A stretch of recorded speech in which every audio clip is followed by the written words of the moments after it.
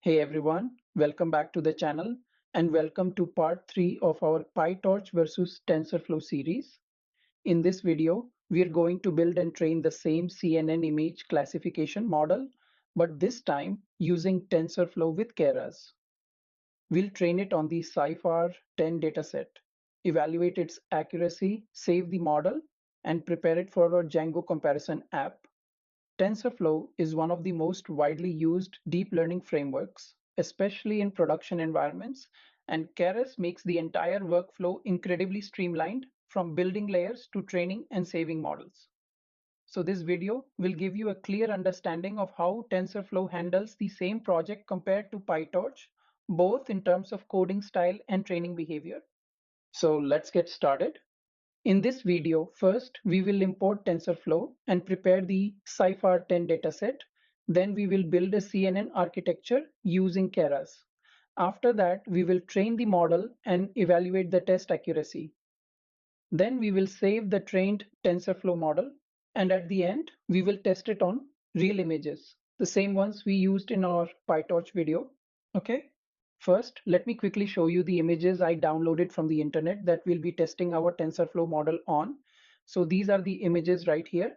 This one is a ship, a real world photo, very different from the small CIFAR-10 images. This one is a frog, again a high resolution image, just to see how well the model generalizes. And this one is a hand-drawn airplane. This one is interesting because it's not even a real photo, it's a sketch, so it will be fun to see whether the model can still identify it as a plane. All right, now that you've seen the images, so let's start fresh by creating a new Jupyter notebook. I will select the virtual environment, which I have already created, and that contains all the required libraries like TensorFlow, Keras, Matplotlib, and NumPy.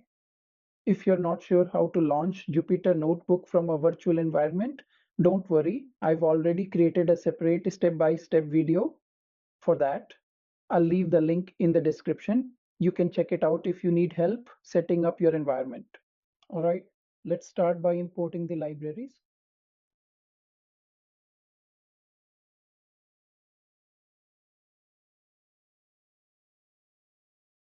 Here, we are importing TensorFlow, and from TensorFlow's Keras API, we are bringing in datasets, layers, and models. These will help us load the CIFAR-10 dataset and build our CNN architecture very easily. Also, we are importing Matplotlib, so we can quickly visualize some sample images from the dataset. With the imports done, let's move on and load the CIFAR-10 dataset using TensorFlow's built-in Keras API. This part is super convenient because TensorFlow already includes CIFAR-10, so we can load it with a single line. Okay.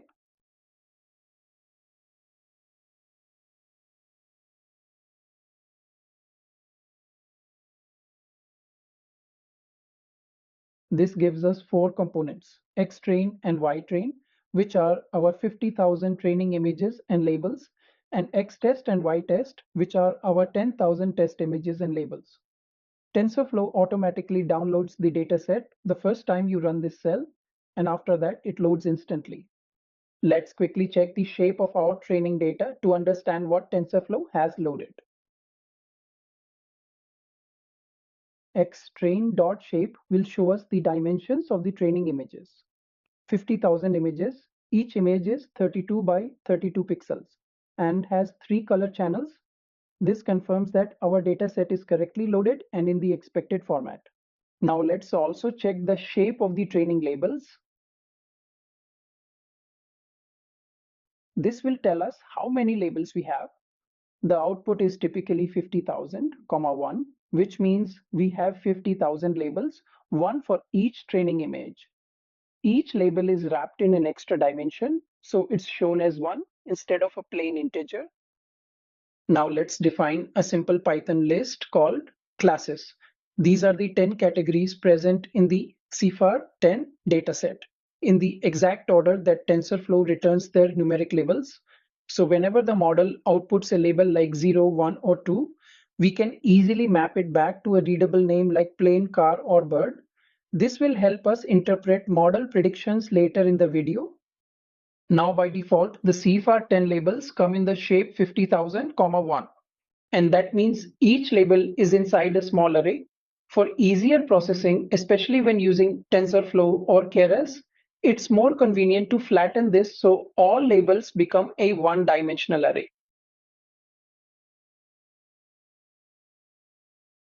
So let's reshape the labels. We will be using the reshape function. Let's print the class name for the first label. This confirms what the first image in the dataset represents, which is a frog. Let's check the second image label. And it's a truck. Okay. And now you will see it is a simple one-dimensional array with 50,000 elements, exactly one label for each training image. Now let's quickly visualize one of the training images. I'm creating a figure with a wide aspect ratio and then displaying the very first image from the X-train dataset. Since the CIFAR-10 images are already in RGB format, the IMShow function can display them directly without any conversion. Finally, I'm labeling the image so we can see the actual category of this sample. This helps us confirm that the data is loaded correctly and that the labels match the images. Okay. Okay. Here is the first image from the data set. And as you can see, its label is frog. Okay. Before we normalize the data, let's take a quick look at the raw pixel values inside this image. You can clearly see that the pixel values are in the typical RGB range, values like 59, 62, 63, going all the way up to 255. Now let's do normalization, which scales these pixel values from 0 to 255 down to a range of 0 to 1, which helps the neural network train more smoothly and converge faster. As you can see, after normalization, the pixel values are converted into small floating point numbers between 0 and 1. This confirms that our normalization step worked exactly as expected. Okay. All right. Now it's time to build our convolutional neural network using TensorFlow and Keras. So here I'm creating a sequential model, which simply means the layers will stack one after another in order. The first layer is a convolutional 2D layer with 32 filters of size 3 cross 3 using the rectified linear unit as activation function. This layer looks at small patches of the image and extracts local patterns like edges and textures. I also specify the input shape as 32 cross 32 cross 3 because CIFAR 10 images are 32 cross 32 pixels with 3 color channels. Next, I add a max pooling 2D layer, which reduces the spatial dimensions. This helps the model focus on the most important features while reducing computation. Next, I repeat the same pattern again, another convolution with 64 filters, followed by pooling. And one more convolution with 64 filters at the end to deepen the feature extraction. After the convolutional blocks, I flatten the output so we can feed it into a fully connected network. Then I add a dense layer with 64 neurons and ReLU activation. This works like the classic A and N layer and helps the model learn complex patterns. And finally, I add the output layer with 10 neurons and a softmax activation because we have 10 classes in CIFAR-10 and we want probabilities for each class. So this entire block defines the complete architecture of our CNN in TensorFlow. Now let's run the cell. Okay, we have a typo here. Okay, now we have a warning message. Do not pass input shape when using sequential models. Let's follow this and remove the input shape. Now let's run the cell again. Now that our CNN architecture is ready, the next step is to compile the model. So here I'm calling model.compile and passing three important things. Adam as optimizer. Adam is one of the most popular optimizers. It adapts the learning rate automatically and generally performs very well out of the box. Sparse categorical cross entropy as loss. We use this because our labels are integers like 0 to 9 instead of one hot vectors. This is perfect for multi-class classification. Accuracy to metrics. This tells TensorFlow to track accuracy during training and testing so we can see how well the model is performing. So with just one line, we have defined how the model will learn and what metric we care about. Now let's run the cell. Okay, we have a typo here. Now let's run the cell again. Okay, this looks good now. And now it's time to train our CNN model.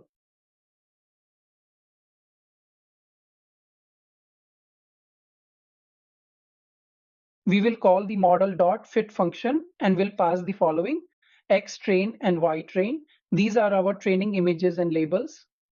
Then epochs equals 10, which means we'll train for 10 full passes over the dataset. And at last, validation data equals X test and Y test, which tells TensorFlow to evaluate the model after every epoch on the test set. This will help us track both training accuracy and validation accuracy as the model learns. Okay, let me run this cell. Okay, the training has started. Okay, the training has started. After the first epoch, the accuracy is only 0.1, which is too low, and the validation loss is around 28,824, which is way too high. Pretty much the same results after epoch 2. Something is not right here. Okay, let's stop the training and review our code.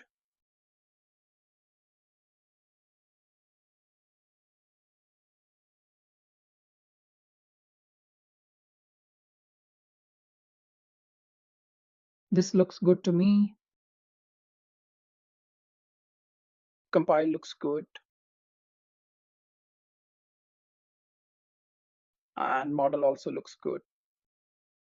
Let's look at the normalization. This is the normalization of images. Oh, here is the mistake. We have normalized the labels here instead of the test images. Now, since our training labels are corrupted, we need to import the images again and repeat the process. So let's quickly run all the blocks.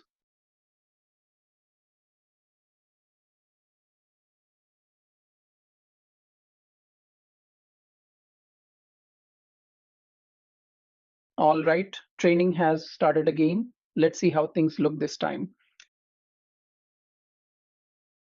After the first epoch, we're already getting around 42% accuracy, and the loss has dropped to about 1.3, which is definitely better than what we saw earlier.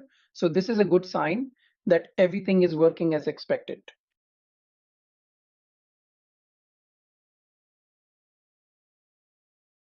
Okay, the training has been completed. In epoch 1, the model starts with around 42% accuracy, and the validation accuracy is about 51%. As the epochs progress, both accuracy numbers keep improving.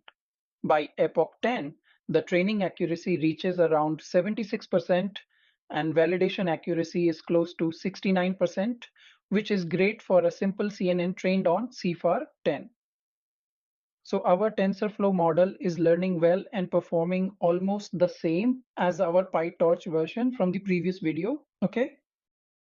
All right. Now that our model is fully trained, the final step is to check how well it performs on completely unseen data, the test set. We will use the model.evaluate function, which runs the model on the entire test dataset and returns two things. First, the loss, which tells us how far off our predictions are, and the accuracy, which tells us what percentage of images were classified correctly. We have kept verbose equals 2, so we get a clean and readable output during evaluation. Once the evaluation is finished, we will simply print the accuracy. Okay, we have a small issue here. and the evaluation is complete. You can see here that our model achieved a test accuracy of about 69% with a loss of 0.89 for a simple CNN architecture with just 3 convolutional layers and no regularization techniques like dropout or batch normalization. This is actually a very respectable accuracy on CIFAR-10. CIFAR-10 is a fairly challenging dataset because each image is only 32 by 32 pixels. There's not a lot of detail for the network to work with. So anything around 60 to 70% with a basic CNN is considered good. Okay, let's correct the typo.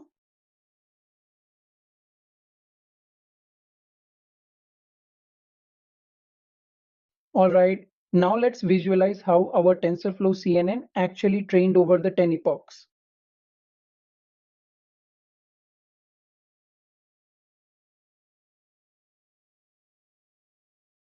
Here you can see the training accuracy in blue and the validation accuracy in an orange. You'll notice that both curves start fairly low, but they gradually increase as the model learns more features from the CIFAR-10 dataset. Around epoch 3 to 5, the validation accuracy starts to level off, while training accuracy keeps improving. This is completely normal for a simple CNN like ours. It shows that the model is learning, but also starting to slightly overfit after a few epochs. Overall, we reached around 70% accuracy, which is pretty good, right? Now that our model is trained, let's save it so we can reuse it later without training again.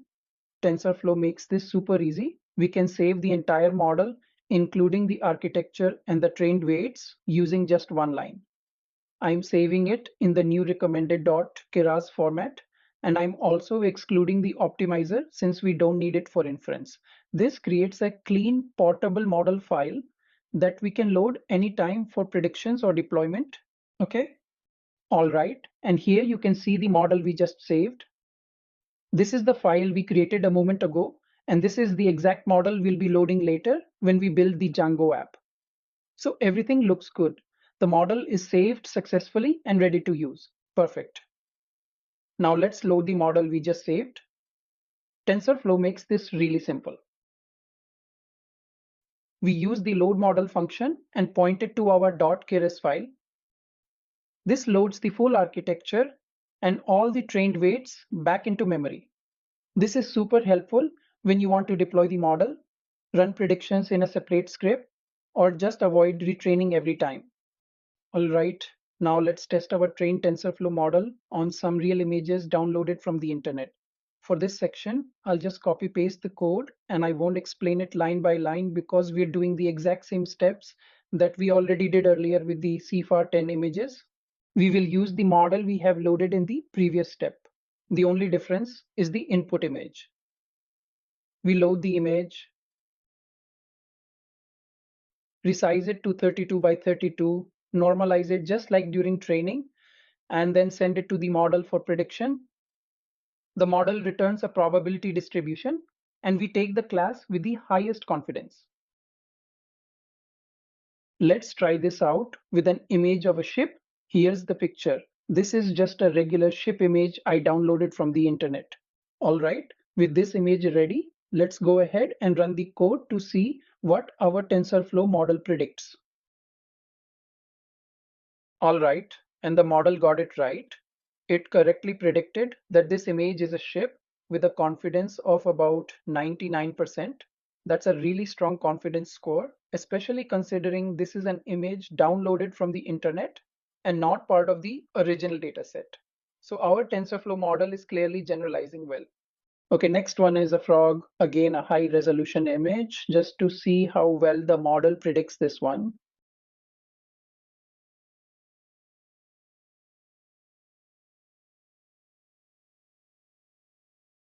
Okay, the model predicted this one correctly as well.